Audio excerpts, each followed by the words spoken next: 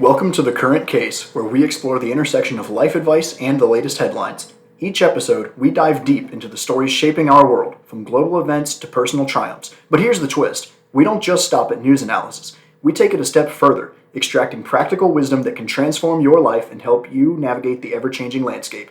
Whether you're seeking guidance in your relationships, career, health, or personal development, we've got you covered. Our mission is to empower you with actionable advice, thought-provoking discussions, captivating interviews, and thoughtfully curated segments that will challenge your perspectives and ignite your passion for personal growth. Hello, everybody, and welcome back to the Current Case podcast. Today is August 23rd. So, first, this is season 4, I believe, episode 4 at this point. Last week, as we discussed, we had concussions back with our regular format now. With that being said, there's been some big world news, especially today. Literally happened a couple of hours ago. Yeah, seems here we are. Got first day back from our little hiatus, and we got a nice big story served right to us on a silver platter. Yep, we have. Well, originally I had something I was going to talk about that happened, I think, on Monday with Belarus, essentially, or the United States Embassy in Minsk, essentially stating to get out of Belarus. I did want to talk about that, and we can still talk about that a little bit, because I do have some thoughts on that. But, of course, Prigozhin, or as we called him, Pringles, when we were talking about that coup back in June, he is dead. Literally just today. Yep, his plane apparently went down halfway between Moscow and St. Petersburg. Yeah, so now we're going to kind of talk about what happened and we'll share both our theories, kind of discuss and see where things are going to go from here. First of all, are you actually surprised he made it this long? Partially, yes. Given what happened, given what he did back in, what was it, June or July now? Yeah, it was like June, I think. Yeah, in June. I'm honestly surprised he made it this far. Right.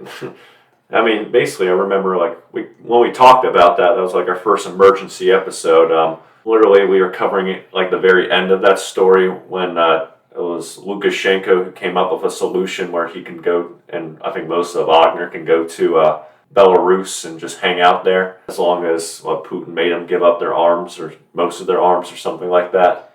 Yeah, something along those lines. So I guess he's probably been low-key since then, and now, of course, this just happened today, and it hasn't been confirmed. In fact, his death, we're still unsure. I think most likely, of course, I think Wagner has confirmed it, as well as the Russian media.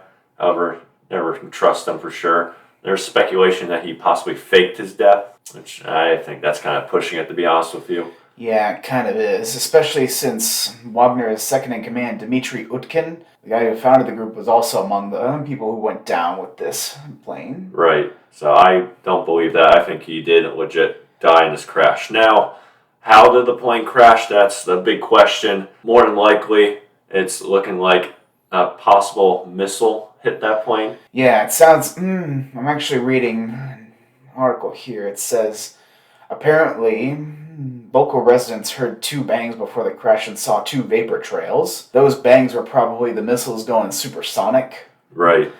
And needless to say, vapor trails would probably be either the aircraft flying at high altitudes or the missile trail from the launcher. Mm-hmm. Yeah, and also, kind of adding to that, literally, there's reports that the plane was completely fine. There's no signs of any malfunction until 30 seconds before the plane actually went down. So I have an article pulled up again. We'll link our articles in the description below if you want to read them. Maybe updates to them, as it is still an early ongoing story. But it says in about 30 seconds, the plane had plummeted about 8,000 feet from its cruising altitude of 28,000 feet. So it happened very quickly, basically. Yeah. And Ashton, as a person of aviation, can an aircraft go down that fast without other causes? Is there like a natural cause that could? What do you think? The only other way a plane could descend that rapidly would be if the pilot literally pushes the nose over 90 degrees, but at that point that would probably cause massive structural stress on the aircraft, leading to its destruction, that would be a good way to go past the plane's never exceed speed. Right. So basically, as you just stated, unless the pilot physically pushes it down, of course, you'd be able to see that. Like, even if the engine fails, even like a part breaks off of it, it's not going to descend that fast. Yeah, and usually pilots are trained if something fails on the aircraft, first thing would be to pitch for best glide speed and try to restart the engines. But if failing that, that's when you would attempt an emergency landing. But all the while, as you descend, and you would basically try to pitch for best glide speed. Right. Which is technically quite slow and is usually a few knots above stall. Right. Yeah, and so with kind of that evidence that we got, I mean, we both believe that it was definitely, and as you said, the vapor trails, definitely a missile made contact with it. Probably. And I've heard most likely Russian air, I think it was, some type of Russian anti-air missile, most likely. Yeah, surface-to-air missiles are probably the only thing they use that actually works when dealing with aircraft. Right. But so the big question now is, if, assuming this is what happened, and again, I think that's most likely the case, is first, what's going to happen to Wagner now? They don't have a leader anymore, and they're just going to disband. What was Putin's goal here, you think? Yeah, I think Wagner under Prigozhin as of late has kind of become a loose end to Putin. Given that abortive mutiny. Though, it's also kind of strange because literally the plane took off from Moscow. Right. It was headed to St. Petersburg. Plus, there's actually reports that Putin and Prigozhin actually met after this failed mutiny. Yeah, I've heard that too. So it's a little strange, I would say. Maybe, I've heard a theory that maybe like Putin was trying to get Prigozhin to possibly like get him to form a relationship with each other again. Maybe let his guard down, so he can strike at the perfect any opportunity he gets, he'd strike. Yeah, I don't know. It's really hard to read what's going on in Russian political circles these days. It is a pariah state. And, I mean, as we said, after that coup, Prigozhin was a dead man walking. He should have finished what he started, basically. I don't know what he expected. I mean, I don't know how he thought he'd get out of this alive.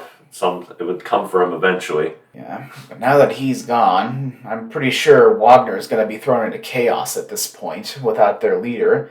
Plus, as I mentioned before, he wasn't the only sort of high-ranking leader of Wagner on board, as you also had Utkin plus 5 others, Right. plus 3 crew of the plane. So you think the Russian military just absorbs Wagner? That, or Wagner is going to have some internal conflict with one another as they try to bite at each other's necks to see who gets to become the next sort of head honcho of Wagner. That, or, as you said, the Russian military basically absorbs Wagner again. Yeah, I don't think Putin would want it to be a big pissing match among Wagner at this point. I think he seems like after that coup, he's probably done with them. So, with that being said, I mean, a couple of things here. How do you think this is going to change kind of the tension among the Suwalki Gap? Well, without their leader, Wagner is probably not going to make any further moves, at least on that front.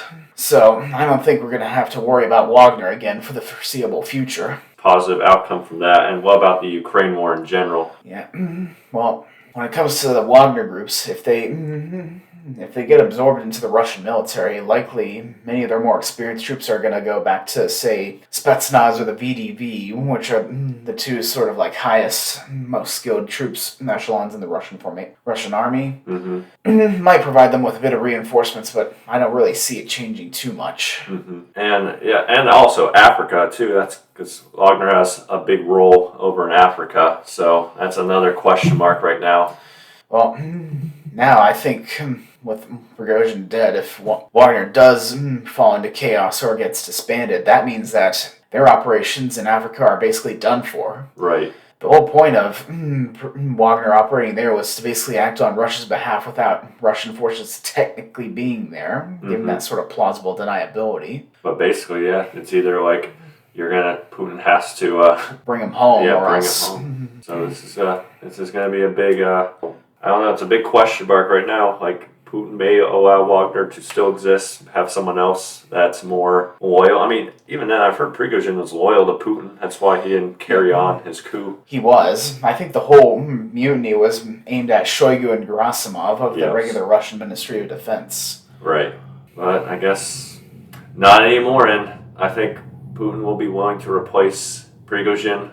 I think he'd still want to keep the presence in Africa. Granted, all the gold that they get from that and the political control they have over Africa, why would they want to let that go? Yeah, though a good question is, who's going to replace Prigozhin and Wagner? I don't think the Wagner mercenaries are going to take kindly to anyone from the Russian MOD taking Prigozhin's place, especially not Shoigu or Gerasimov. Yeah, no way. It would be a total just shit show if that were to happen. There's the guy, what was that guy's name in Chechnya? Akhmat Kadyrov. Maybe he'll do it. He's already got his own. Yeah, he does. He's already got his own private military, the Kadyrovites. No, I also heard that Kadyrov and Prigozhin have butted heads at each other during the coup, I should say. Yeah, so I don't know. Again, it'll be an ongoing story. It's something to watch for in these next couple of days here, what's going to happen now that a power vacuum is completely wide open for really anybody to grab unless Putin shuts it down. But I guess they just ran out of windows, so they're like, why not just shoot it down at this point? Or maybe someone acted out of turn. You think so? It's possible, though unlikely. I think it'd be unlikely, to be honest with you, just granted what would happen to that guy if that is the case. Could have been under orders from Gerasimov or Shoigu. Then what's going to happen if it was? Imagine what's going to happen to Gerasimov or Shoigu. They're going to get the window treatment next. Don't know. Shoigu has survived pretty much every single political upheaval in Russia ever since the collapse of the Soviet Union. Not only has he survived, but he's also thrived. He's gone from what was essentially the leader of a local sort of disaster response force all the way up to command officer of the Russian military. So do you think if you were to go against Putin, he could still survive? Against Putin, no.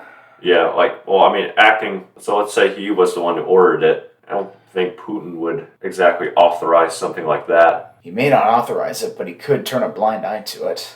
Okay, that's a possibility. Putin might be like, okay, it happened. I heard he was watching he was in the theater during the time. He's probably, I'm assuming some Russian agent just whispered into his ear that it was done. He's probably like, okay.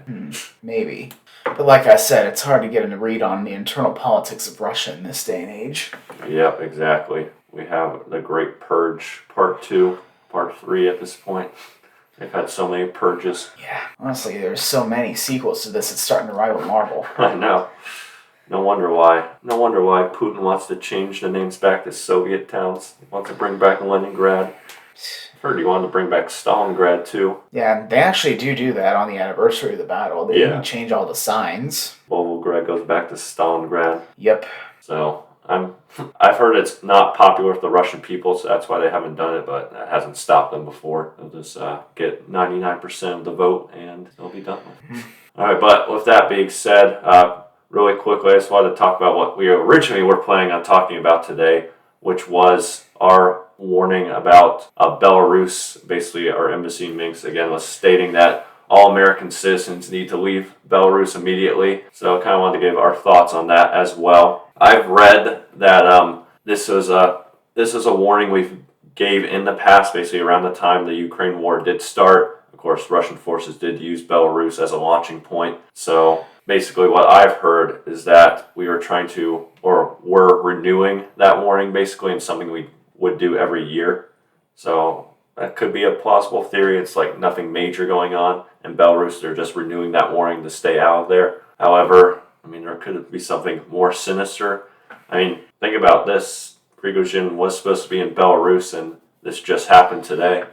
So I don't know if that was the event that the U.S. was watching. Because I heard our CIA director, he said, he expected Prigozhin to go for the past month now. Yeah, and I think looking back onto that article of Prigozhin's death, William Burns, the CIA director, commented, "Revenge is a dish Putin prefers served cold," or words to that effect. Yeah, exactly. So it's there's a couple of things you can make out from that warning that we gave. I mean, Ashton, at this point, do you think there's something more sinister brewing in Belarus right now? In Belarus, Yeah, why we gave the warning in the first place for U.S. citizens to leave immediately, or was it just a renewal of past warnings? What do you think? I'm not sure.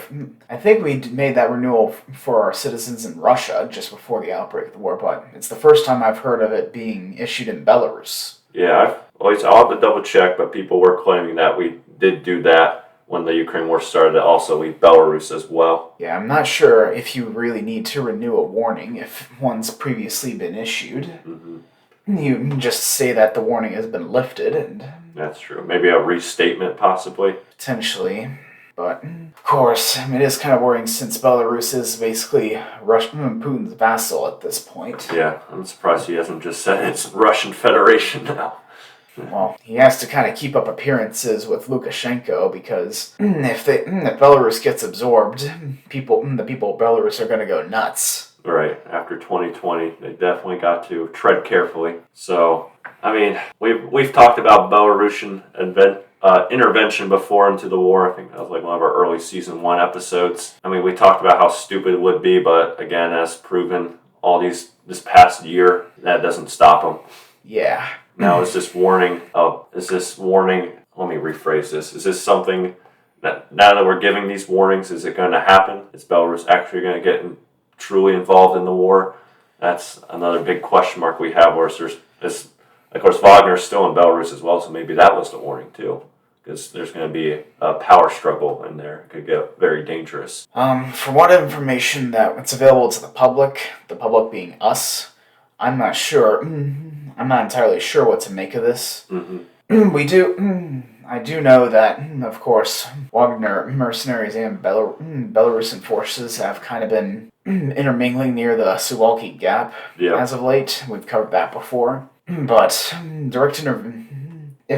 will say, I'm going to rephrase what I said previously when we discussed possible Belarusian entry into the Ukraine war, and that it is indeed a stupid idea considering Belarus's army is a lot less modern and a lot less capable than Russia's. Yep, exactly.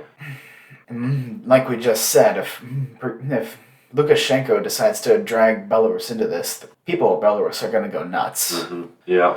So I'd still say it's unlikely. Yes, I agree. One plausible theory that I've heard is that now, of course, Western countries are also closing their borders to Belarus as well. So basically, it's kind of the last warning for U.S. citizens who are still in Belarus for whatever reason.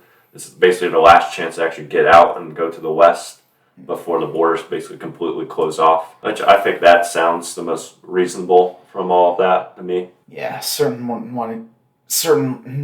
I know a full-on military assault would be out of the question, though.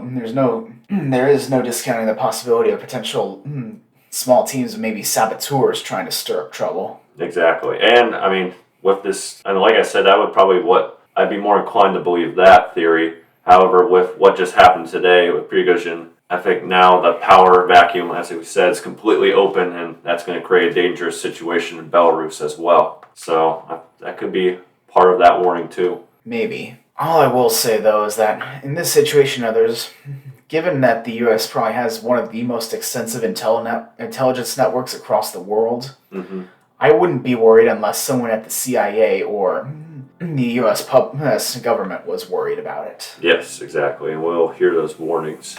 All right, well, with that being said then, we're going to wrap up today's segment. Please leave a like. Please subscribe, as always. Like us on Spotify, follow us, and we will see you next week.